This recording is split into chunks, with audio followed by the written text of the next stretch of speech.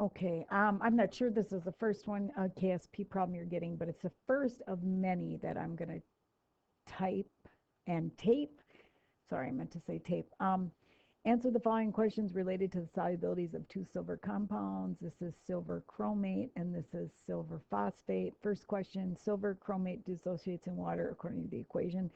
So what happens is KSP stands for solubility product. Product means multiplication because if you remember, pure liquids and pure solids aren't used in equilibrium. And so when we're doing KSPs, as you'll see down here, we always end up with nothing on the left side, which is a 1, which changes it from a quotient to a product. So write the equilibrium constant expression for the dissolving of silver chromate. So what happens is because silver has a +1 charge and chromate has a -2 charge, um, these two ions bond in a 2-to-1 ratio. And so um, you can see that it dissociates into silver ions and chromate ions. I can't believe I wrote that down again. You had that. Um, Solids aren't used, and so the KSP solubility, because this only applies to um, salts that are very, very, very, we would call them insoluble, but they're soluble to a very tiny extent. That's a very small number. And so it's the concentration of the silver ions squared because of the stoichiometry times the concentration of the chromate ions to the first power, and there's nothing over here because it canceled. So that's A. And then B is calculate the concentration in moles per liter of the silver ions, and this is an ice chart. Um, so remember silver. So whenever you do an ice chart, or sometimes people call them rice charts because they start with the reaction. And the thing that I really like KSP. A lot of teachers don't like it because it's really hard at first, but once you get it, it's it's kind of cool. So what happens is solids and pure liquids aren't used. So we usually, oh sorry, ice chart or rice chart, ICE. And these are either molarity, if it's an ice chart using concentration, or atmospheres, if it's an ice chart using KP. And what happens is we call this negative S because S stands for solubility. And what this equation, if you really understand it starts to make sense. A little tiny bit of this dissolves. This is the undissolved solid sitting on the bottom. This is the tiny bit that dissolves. And so we're going to call the part that dissolves S. And the reason why this is negative S is the stuff that dissolves, it goes away. It's not a solid. Before you put in the water, these are 0. Because of this is going to be 2S because this is a 1 to 2 mole ratio. This goes down, this goes up, and then this is a 1 to 1 ratio, so this is S. And then remember, 0 plus S is 2S, and 0 plus S is S. And now using your answer for A and this chart, so we learned that KSP is the concentration of the silver ions squared times the concentration of the chromate ions to the first power. Well, the problem told us that this guy was 2.6 times 10 to the negative 12. And then this, in our chart, this is called 2S, the concentration of silver, but then that has to be squared. And in our chart, this is called S, and then going up here. So the silver ion concentration at equilibrium. So we're in the equilibrium row and the silver ion column. So 2S and S. And the thing about these ice charts is the stoichiometry gets used twice, once here and then again here. And the 1 gets used here and here if you want to think about it. And so now this is not a hard problem to solve with the calculator. 2.6 times 10 to the negative 12 equals 4s cubed. Now think about what I did. 2 squared is 4, s squared is squared, so 4s squared times s is 4s cubed. And if you want to solve this bad boy for s, the first thing you would do is divide both sides by 4, because that would get the s alone. And then what's the only thing in all of math that undoes a cube? A cube root. If you don't have a cube root on your calculator, to the 1/3 power.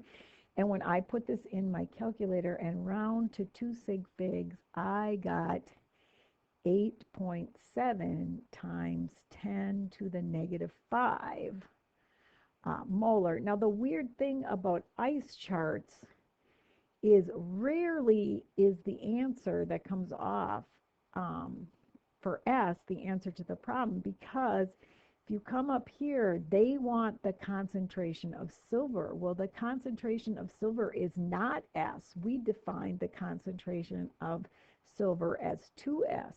So finally in this problem, sorry, go back and grab the pen.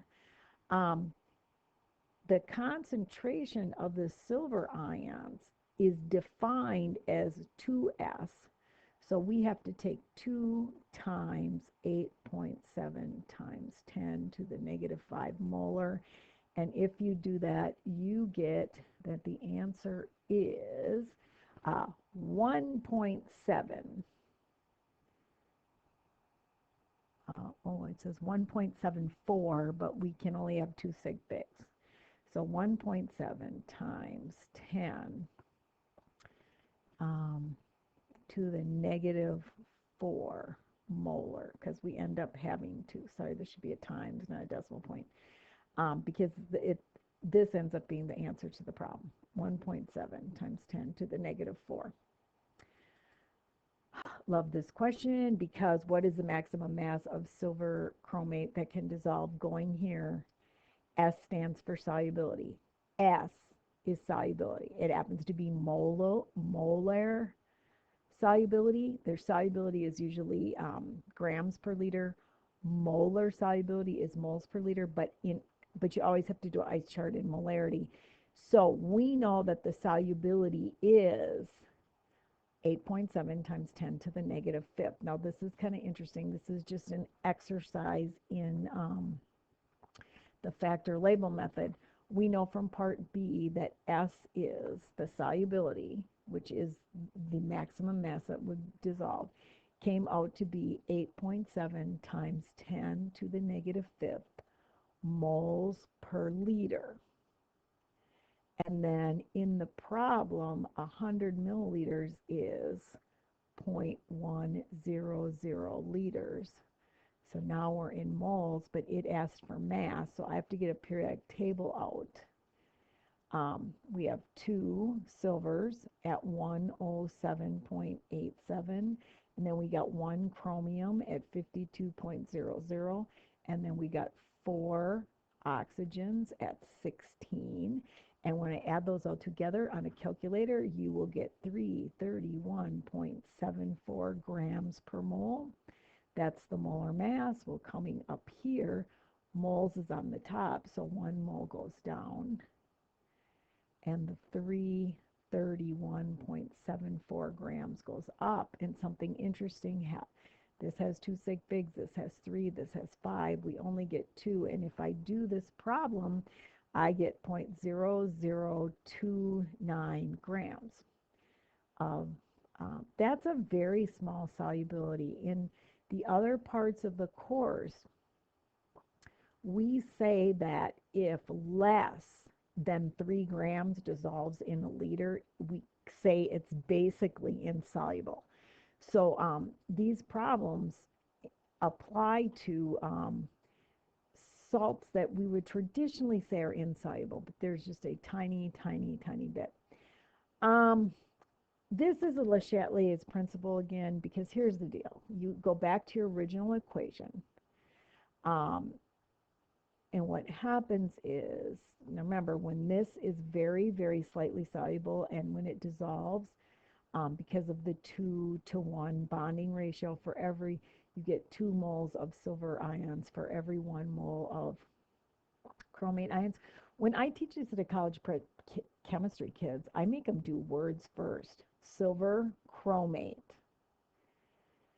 What happens is when solid silver chromate dissociates, we just use the words, it dissociates into silver ions and chromate ions. It does not dissociate into silver and chromium and oxygen because um, it ionizes. But anyways, here's the deal. You put in some solid silver nitrate. Well, I'm going to switch colors. What happens is when silver nitrate hits water, well, all nitrate compounds are soluble. It dissociates like this. And so the point of this problem is this guy's at equilibrium. And when you throw in some silver nitrate, what you really just did is you added some silver ions. It doesn't like that you added silver ions. It was stable. It switches to the side that doesn't make silver. And so what happens is when you add the silver ions, it doesn't like that you added the silver ions. It tries to get rid of the silver ions by speeding up the reaction that gets rid of them. This causes the equilibrium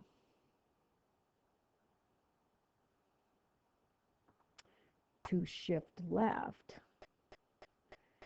And what that means is after it shifts, you will have more Ag2CrO4 solid, and you'll have more stuff on the left and less stuff on the right, and you will have less of this stuff. And so the question is, if you read it, if a 1 mole sample of solid AgNO3 is added to 1 liters of this saturated solution, assuming no volume change, does the CR2, the chromate ion concentration increase, decrease, or remain the same? Because you have less of this, the CrO4 minus 2 concentration decreases. Now, when you take the AP exam, you're always supposed to answer the question first. So correct form would be when you take the test. The concentration of CrO4 minus 2 decreases, period. Justify your answer. When you add silver nitrate, it dissociates into silver ions and nitrate ions. Equilibrium shifts to the left. You don't need to say this. I just said this because I wanted you guys to understand it. But if it shifts to the left, it means you have more stuff on the left. So more undissolved solid salt, less dissolved solids. So if it shifts left, you have more of this, less than this, and that's why it decreases. And you could say equilibrium will shift left, hence the CrO4 minus 2 concentration decreases, something like that. All right, now notice there's this new thing. So A, B, C, and D went together, and you're going to find that E, F, and G go together. In a saturated solution of Ag3PO4 at 25 degrees, the concentration of Ag plus is this. The equilibrium is shown below. Interesting. Right? Oh, sorry. The equilibrium constant expression in water is shown below. I don't actually see that, but anyways, let me just do this. What's the balanced equation? Well, in this case, silver phosphate, silver ions and phosphate ions. Silver is +1, phosphate is -3, and so what happens? This is a solid because it's not very soluble. And what happens is this dissociates into silver ions, but 3 silver ions, and then 1 phosphate ion. So that's the, write the balanced equation in water. Oh, I know, on your worksheet, it has the expression there. I must not have copied it. Okay, now this question, calculate KSP. Well, here's the deal. I'm going to set this up again and do an ice chart, kind of, sort of. Okay, so what happens is when you throw silver phosphate into water, it's very insoluble. A little tiny bit of it dissolves, and it dissolves into a 3-to-1 mole ratio because silver ions have a +1 charge, but phosphate ions have a -3 charge. And so when we do our ice chart or our rice chart, this always happens with KSP. This and this, because solids don't enter in. But I just want you to call this S because the part that dissolves, this solid, some of it dissolves and it goes away. And then this is 3S because this is a 1 to 3 mole ratio, but this is S. This concentration goes down, this concentration goes up. And 0 plus 3S is 3S, and 0 plus S is S. Now, this is interesting. They tell you in the problem that the silver ion concentration is 3.5 times 10 to the negative fifth. And so what happens is we know from the problem that the silver ion concentration is, flip this over, I hate going back and forth. It is 5.3 times 10 to the negative fifth molar. But we also know from our ice chart that the concentration of silver ions is defined as 3S. So interestingly enough, 3S must be equal to 5.3 times 10 to the negative 5 molar. And so if you want to know what S is, you would divide both sides by 3. And S would be, and by the way, there's a reason why I'm keeping all the sig figs here, because this isn't the final answer, that times 10 to the negative 5 with infinitely many sig figs. Now, this part didn't copy, but up in the problem, it tells you that for this equation, the KSP value is equal to the concentration of the silver ions cubed times the concentration of the phosphate ions to the first power. Well, interesting, they gave you that. They said this was 5.3. See, the silver ion concentration is 5.3 times 10 to the negative fifth. But I still got to cube that. And then this concentration is 1.76666 times 10 to the negative fifth to the first, because when you do this problem, remember now, this 3S is 5.3 times 10 to the negative fifth, but then S is 1.766 times 10 to the negative fifth, that this is 3 times more than that. So if you put those in, however you want to do it, you get that KSP is, and this is the final answer, we're looking for KSP. It ends up being 2.6,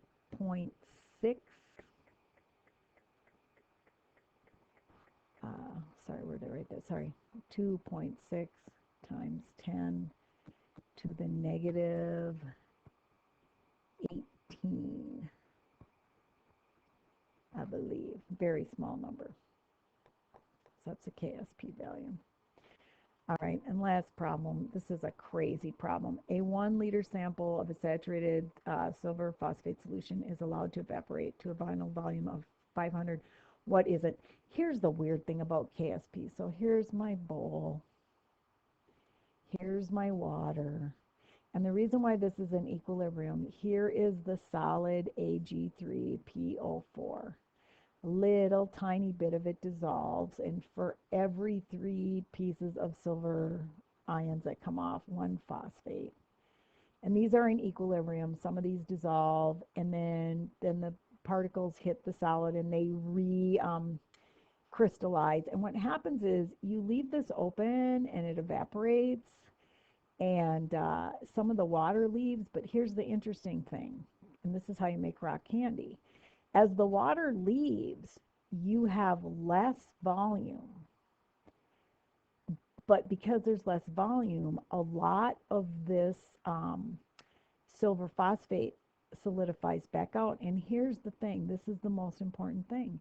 As long as the solution is saturated, even if some of it precipitates out because there's not enough water, the concentration doesn't change. If there's less water, there's less dissolved solid. But if it's saturated, meaning it's holding all that it can, the concentration never changes. It only changes if it's unsaturated. So the answer is, what is the silver ion concentration? Well, it was saturated. It's still saturated, so it's 5.3 times 10 to the negative fifth molar. The solubility is independent of volume.